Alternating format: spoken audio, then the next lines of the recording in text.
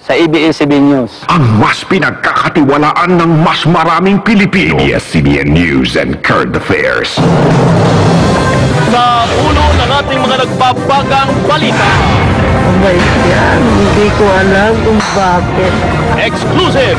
Pamilya ng isa sa tatlong Pinoy na nakatagdang firing squad sa China sa Lunes, naglakas loob lumapit sa ABS-CBN para umapila sa gobyerno.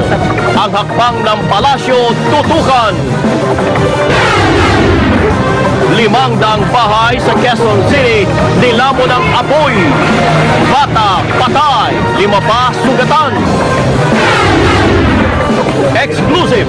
Libo-libong sako ng bigas na inangkat noong 1 taon, hindi na pwedeng kainin. Gagawin na lamang patuka. Korte Suprema, ibinasura ang petisyon ni Ombudsman Merceditas Gutierrez na ipatigil ang proseso ng impeachment laban sa kanya. Mga senador, pinayuhan ng gobyernong huwag munang ituloy ang pagtataas ng pasahe sa MRT at LRT. Bagong sistema ng PhilHealth, paano makatutulong at magpapagaan sa mga mahihirap na pasyente. Alamin! Poppy seeds na sinasabing sangkap sa paggawa ng tinapay, gustong ipagbawal matapos itong magpositibo sa opium.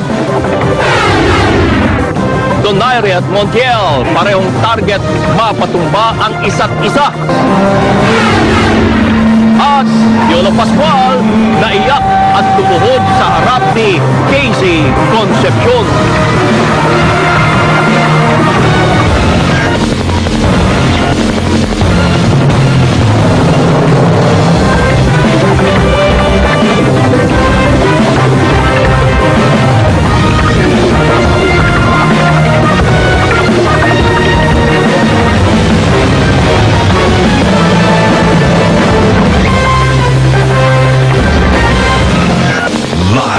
Mula sa ABS-CBN News Center, Manila, ito ang TV Patrol!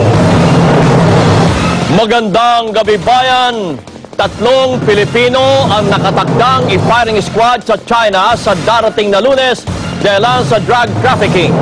Nanawagan naman kay Pangulong Noynoy Aquino ang pamilya ng isa sa 3 Pinoy na tulungan silang mapigilan ang pagbitay. Exclusive, nagpapatrol si Jay Ruiz. Puno ng pangamba at halos walang tulog si Aling Edith Ordinario na makipagkita siya sa ABS-CBN News kanina.